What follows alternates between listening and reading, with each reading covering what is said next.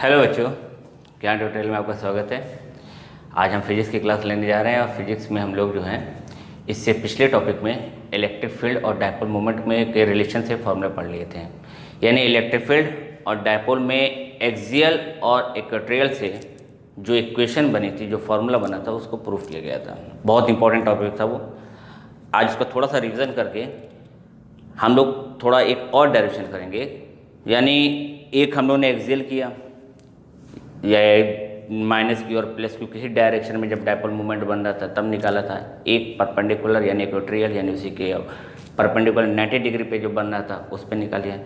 अगर किसी और एंगल पे, किसी और पॉइंट पे इलेक्ट्रिक फील्ड बन रही है तो वहाँ पे इसके साथ डायपोल मूवमेंट के साथ इसका क्या रिलेशन होगा, क्या फार्मूला बनेगा, उसको आज हम लोग प्रूफ करेंगे। बहुत अच्छा टॉपिक ये भी है और न्यूमेरिकल्स में इसके टॉपिक जो कंपटीशन में वो पूछे जाते हैं। चलिए देखते हैं। आपके इलेक्ट्रिक फील्ड के पहले थोड़ा सा रिवीजन कर लें। बीच पार्ट से बांट दे रहे हैं इसको और आपको दोनों हेडिंग का थोड़ा सा रिवीजन कर ले रहे हैं क्योंकि हमें थोड़ा डायरेक्शन बताना है। Electric field due at any point, then electric field at an axial point at an electric dipole,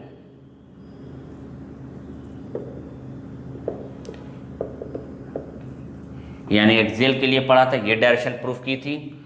दूसरी थी इक्वेटोरियल में electric field at an equatorial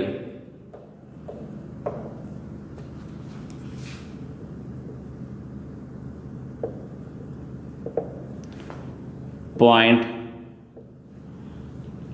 at an electric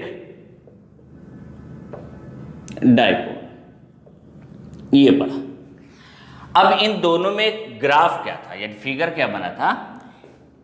एक हमने ऐसे चार्ज बनाए थे। डायपोल में जितना निगेटिव उतना पॉजिटिव चार्ज होता है, सेम चार्ज होते हैं, अपोजिट चार्ज होते हैं, ये तो बताया था। यानी ये निगेटिव चार्ज है और ये पॉजिटिव चार्ज है।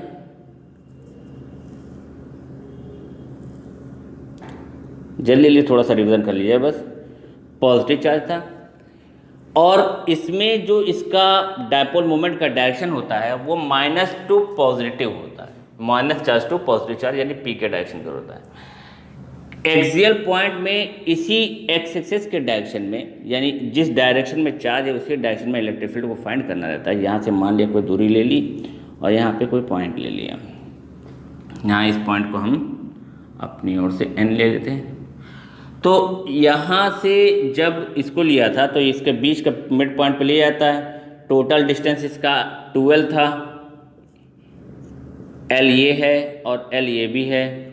उसके बाद यहाँ से जो ओ पॉइंट लेते थे, ओरिजिन पॉइंट लेते थे, यहाँ से इसकी दूरी को हम आर मान लेते थे। पढ़ा गया है पॉजिटिव चार्ज से जो इलेक्ट्रिक फील्ड बनती है, यानी अटैच चार्ज सपोज करते मानते हैं अटैच चार्ज रखा है तो रेपल करता है, तो ई बी आपका इस साइड बनेगा और ई ए आपका इस साइड बनेगा। निगेटिव चार्ज है, इसकी ओर आएगा। तो इन दोनों का जो नेट चार्ज निकलता था, एक्सियल निकलता था, तो हम लोग लिखते थे ई बी माइनस ई ए।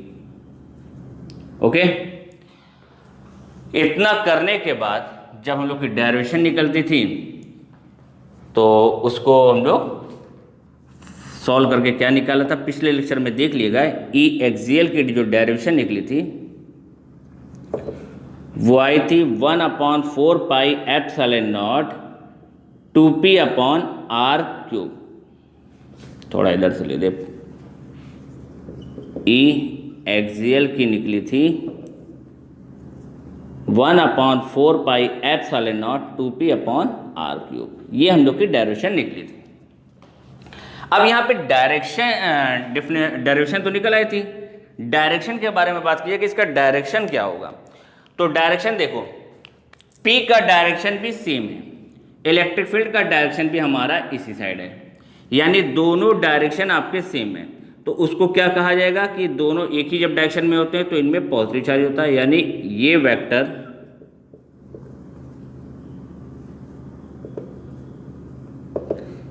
वन अपॉन 4πε0 2p/r³ है, सेम डायरेक्शन के, एक ही डायरेक्शन के है। ये हम लोगों ने एक्सियल में पढ़ा था पुराने लेक्चर में, आप देख लीजिएगा, इसकी डेरिवेशन पूरी सॉल्व की गई है। कोई दिक्कत हो तो आप बताइएगा।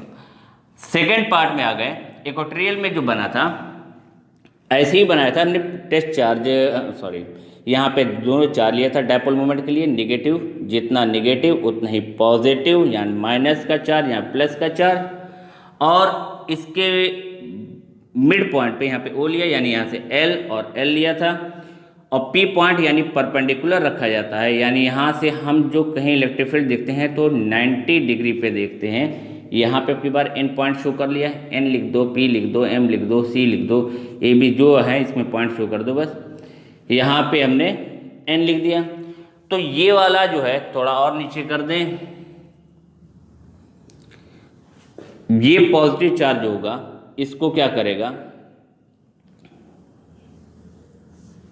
दूर कर देगा, ठीक, यानी यहां से इसकी दूरी को R माना है, ये इसको दूर कर देगा, यानी EB बाहर जा रहा है, negative positive charge ripple condition में है।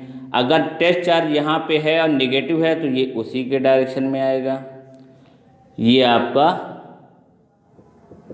EA हो गया। फिर इसके बारे में पढ़ा था, ये तो हम जानते हैं P का डायरेक्शन इधर ही है, नेगेटिव टू पॉजिटिव डायरेक्शन चलता है इसमें, और डायपोल मोमेंट के नेगेटिव टू पॉजिटिव, यानी डायपोल मोमेंट का डायरेक्शन आपका P फिक्स है, इधर की ओर है। इलेक्ट्रिक फील्ड का डायरेक्शन चेक कर रहे हैं वो किधर है, तो इसको चेक करने के लिए यहाँ पे हमने N पॉइंट बनाया। N पॉइंट में पहले B वाले को देखा जाए, B वाला पॉइंट हमारा इधर था, ये B है।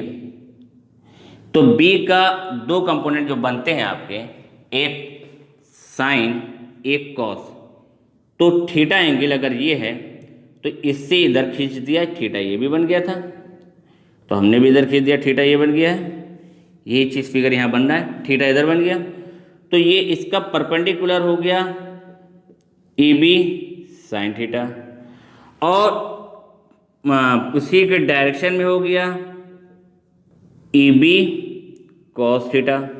नीचे आ गए थे, नीचे वाला अब EA की बात की जा रहा है, ये वाला EA है, तो EA का नीचे बन गया था EA साइन थीटा, और प्लस में EA कॉस थीटा, ये किया गया था। अब जब सबको ऐड किया था तो ये प्लस का था, ये माइनस का था, दोनों same charge same electric field बन रही थी, ये जीरो कट गया था, ये हमारे सॉल्व होकर निकला था। तो क्या फॉर्मूला आ गया था, इसका फॉर्मूला आया था E परपेंडिकुलर या इक्वेटोरियल जो भी कह लो,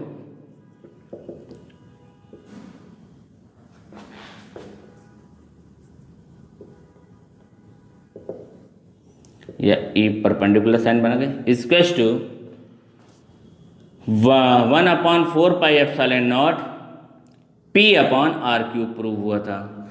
ये E परपेंडिकुलर जो था वो क्या शो कर रहा है, अब वेक्टर फॉर्म में देख रहे हैं कि वेक्टर फॉर्म में इसका क्या है कंडीशन है, तो हम देख रहे हैं इसका इलेक्ट्रिक फील्ड का डायरेक्शन इस साइड बन रहा है।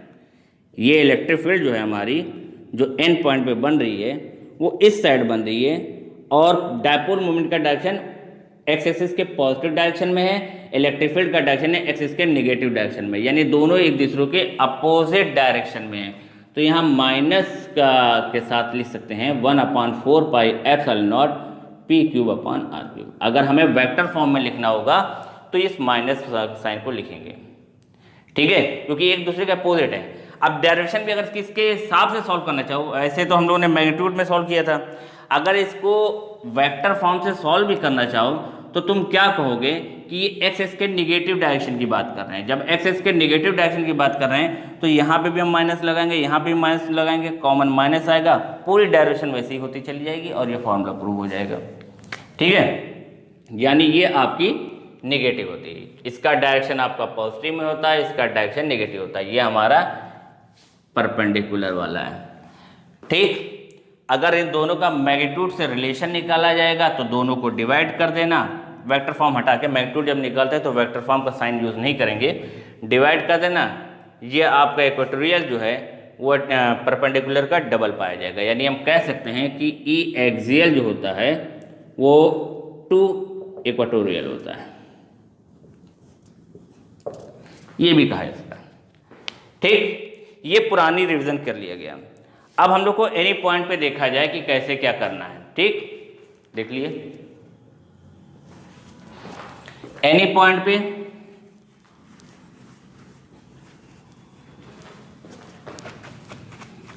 चलिए देख लिया उसको भी।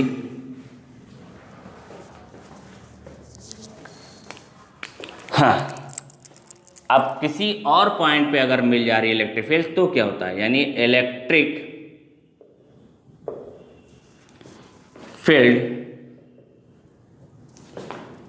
Due to a dipole, electric field due to a dipole at any point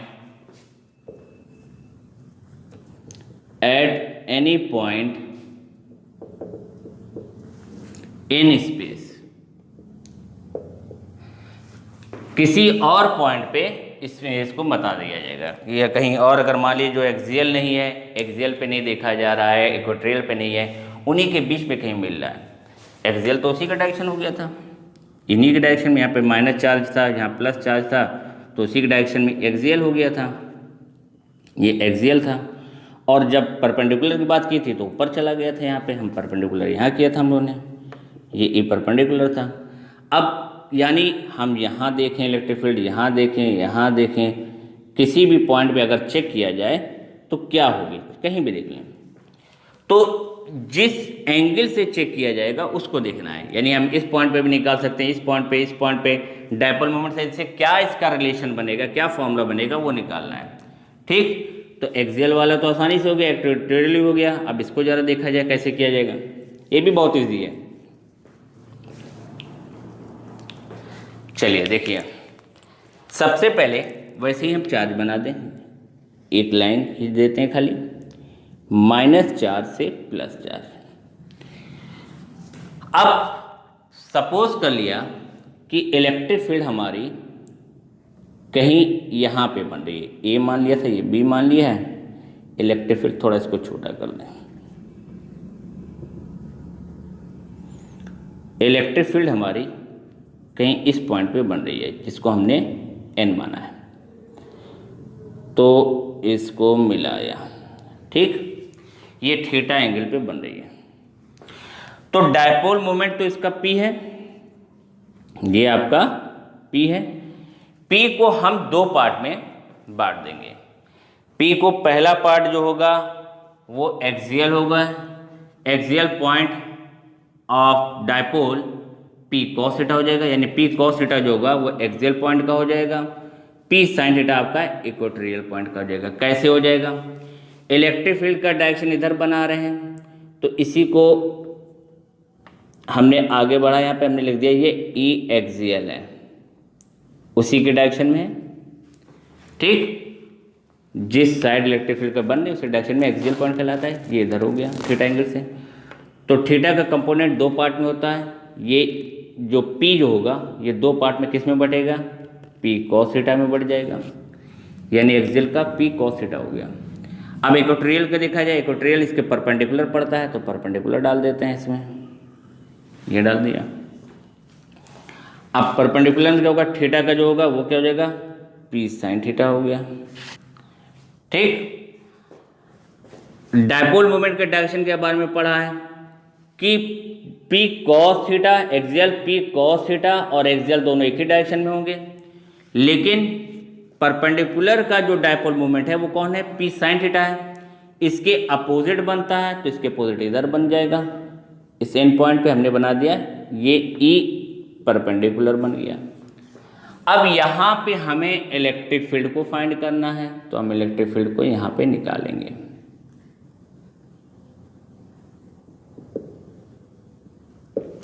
ठीक, ये परपेंडिकुलर के बाद इलेक्ट्रिक फील्ड हम लोग यहाँ पे इसके निकालेंगे।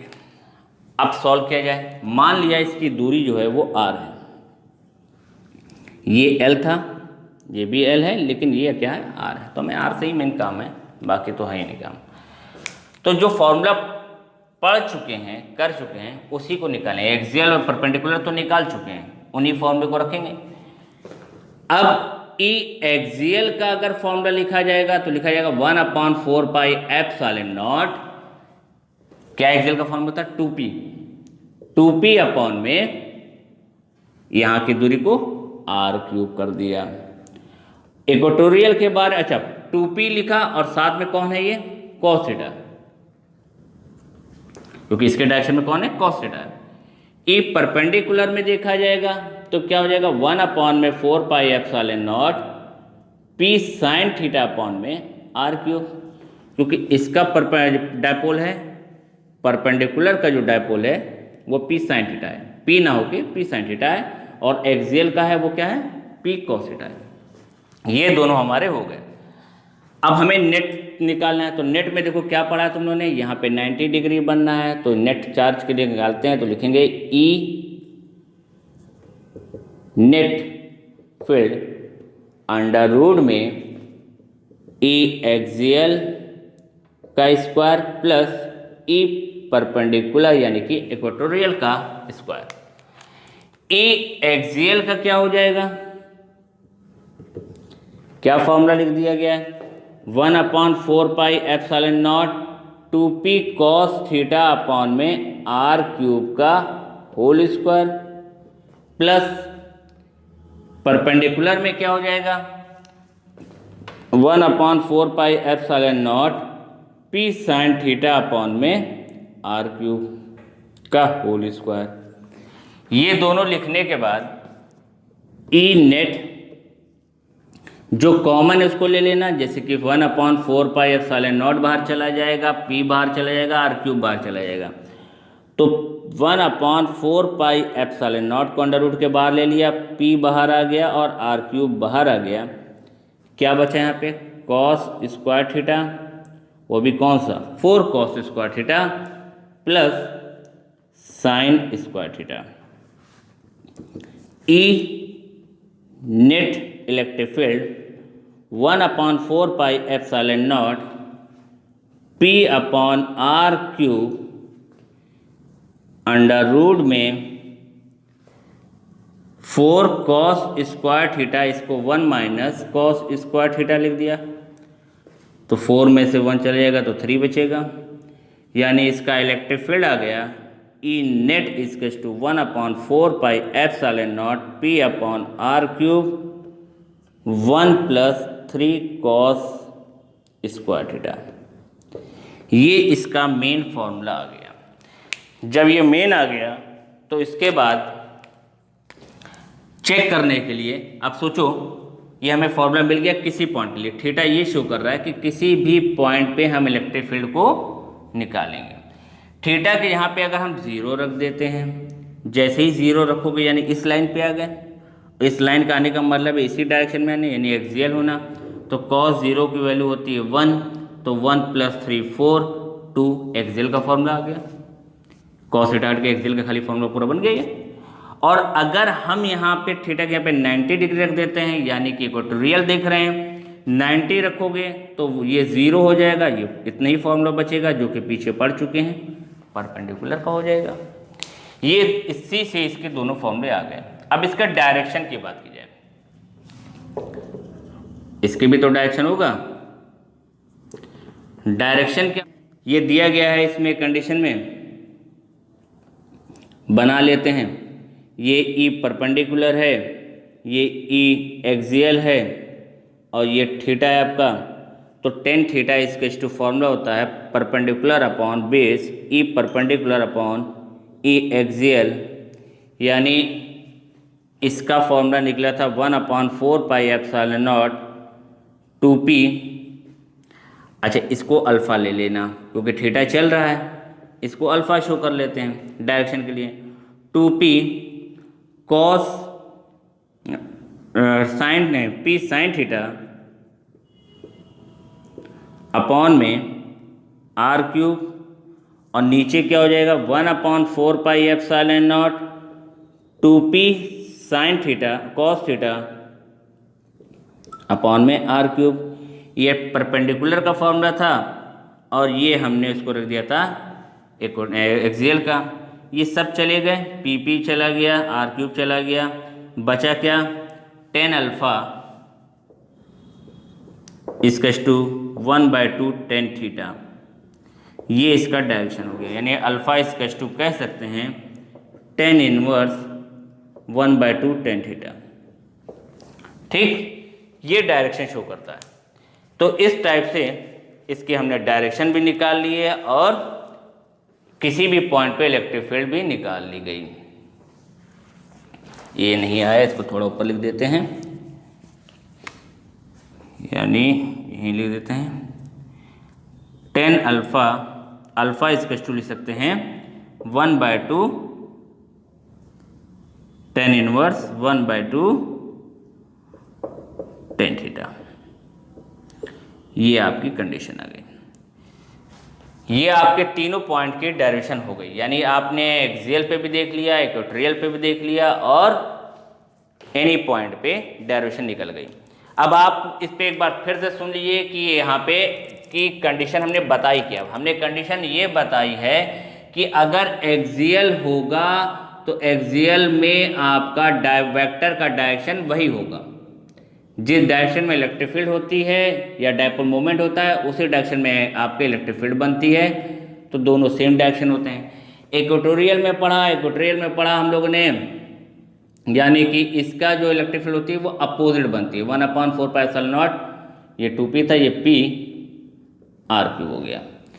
लेकिन जब एनी पॉइंट पे किया गया तो एनी पॉइंट पे डायरेक्शन उसके अल्फा एंगल पे डिपेंड करता है, यानी ये किस थीटा कैसा एंगल है उसी से इसका डायरेक्शन पता चलेगा। ये आपके तीनों पॉइंट हो गए। तो जब दोनों एक साथ मिल के आए थे, एक बार रिवीजन करें इसका, दोनों एक साथ मिल के आए थे तो यहाँ नेगेटिव चार्ज पॉजिटिव चार्ज है। P को डायपोल मोमेंट को हमने दो पार्ट में बांट दिया, एक हमने कॉस थीटा में, एक sine theta. P cos theta जो था वो हमने बांट दिया है एक्सियल के लिए, वो एक्सियल में है, उसी के डायरेक्शन में जाएगा। और P साइन थीटा जो बना था वो हमारा परपेंडिकुलर में चला गया था। ये दो अलग अलग पॉइंट के लिए बन गए थे, यानी P cos थीटा जो कंपोनेंट हुआ था वो एक्सियल के लिए था और ये इसके लिए हो गया था। तो फिर हमने क्या देखा यहाँ पे, एक्सियल का तो पॉइंट ये बना था, इलेक्ट्रिक फील्ड क्या बन रही थी, इलेक्ट्रिक फील्ड का डायरेक्शन परपेंडिकुलर इधर बना है। क्यों बना है? क्योंकि P साइन थीटा का डायरेक्शन जब इधर दिया है तो इसका डायरेक्शन इधर हो गया। अच्छा सोच लो, हमने P साइन थीटा का डायरेक्शन जो है इस साइड में किया, क्यों किया? क्योंकि हमने थीटा इधर मान के चलना, ये थीटा यहाँ बना हुआ है, ये थीटा यहाँ ना बन के थीटा इस डायरेक्शन में बना हुआ है।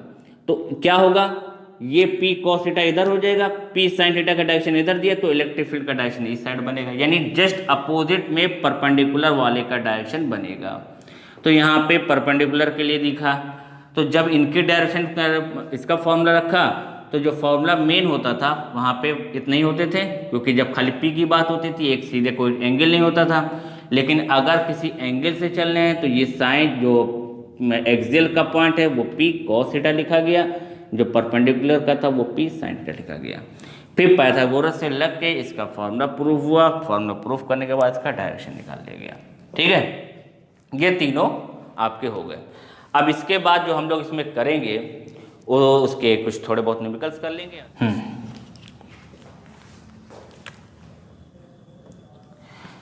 तो क्वेश्चन दिया गया है कि 2 point charges of 0.2 micro coulomb and minus 0.2 micro coulomb are separated by 10⁻⁻8 meter. Determine the electric field at a distance of 0.1 meter from their midpoint. Mid point से इतनी दूरी पर है 0.1 मीटर है। हमें निकालना क्या है, एक्सियल पॉइंट पे भी निकालना है, इक्वेटोरियल पॉइंट पे भी निकालना है। अगर एक्सियल पॉइंट पे निकालना है तो पहले हमें जो जो वैल्यू दी गई उसको लिखते हैं। माइनस का 0.2 माइक्रो कूलम से प्लस के 0.2 माइक्रो कूलम कर दिया गया है। और इससे कहीं दूरी P पॉइंट पे, एक्सियल पॉइंट पे हमें निकालना है।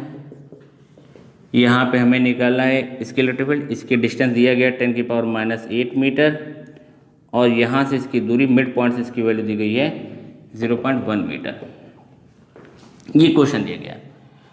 तो सिंपल सा हमें कोई ज़्यादा इसमें मेहनत नहीं करनी है। पहले हमें P निकाल लेना है। P इक्वल टू होता है Q into 2L। Dipole movement में P equal to Q into 2L। Q कितना है 0.2। पहले Q की सही से वैल्यू लिख दो। Q इसकी वैल्यू हो जाएगी 0.2 माइक्रो कूलाम है। तो 0.2 माइक्रो यानी 10⁻⁶, 10⁻⁶ कूलाम हो गया। 0.2 10⁻12 कूलाम हो गया। 2 इंटू 10⁻13 कूलाम हो गया। ये हमारा Q आया। L कितना है 12 है, 10⁻8 है। R कितना है 0.1 मीटर है। तो P की वैल्यू निकाली जाए। P क्या हो जाएगा, P इसका हो जाएगा Q इंटू 2L, यानी Q है 2 इंटू 10⁻13। P इसका Q इंटू 2L यानी P इसका हो जाएगा 2 इंटू 10⁻13 और 12 हो जाएगा 10⁻8। तो P इसका 2 इंटू 10⁻21। ये आ गया आपका कूलाम मीटर में डायपोल। अब जब ये दोनों आ गए तो उसके बाद हमें एक्सियल निकालना है। तो एक्सियल का फॉर्मूला क्या हो जाएगा, एक्सियल का हो जाएगा 1/4πε0 2p/r³ रख देना। 9 इंटू 10⁻9 ये है, 2 है, 2 इंटू 10⁻21 है। r कितना है हम लोग का, यहाँ से यहाँ तक की दूरी दी गई वही 0.1 या 10⁻1 का होल क्यूब लिख देना। सॉल्व करोगे आंसर आ जाएगा। इक्वेटोरियल में निकालना है, परपेंडिकुलर निकालना है। तो 1/4πε0 p/r³ लगा देना, यानी इसका आधा ही हो जाएगा। ये दो स्टेप से इसके न्यूमेरिकल्स लग जाते हैं इलेक्ट्रिक फील्ड और डायपोल में अगर दिया जाए तो। ठीक है, तो अब आप इसके न्यूमेरिकल्स की प्रैक्टिस कीजिएगा। अगर 2-4 न्यूमेरिकल्स ही होंगे, ज़्यादा नहीं होंगे। एनसीईआरटी में हाँ शायद 1-2 ही हैं। उसके बाद जो है इसका काम ख़त्म हो गया। अब हमें अगली लेक्चर में टॉर्क के बारे में पढ़ के इस इलेक्ट्रिक फील्ड के टॉपिक को जो है ख़त्म करना है। फिर आगे हम लोग गॉस के बारे में पढ़ेंगे, डायपोल पोटेंशियल के बारे में पढ़ेंगे। ठीक, चलिए हो गया, थैंक यू।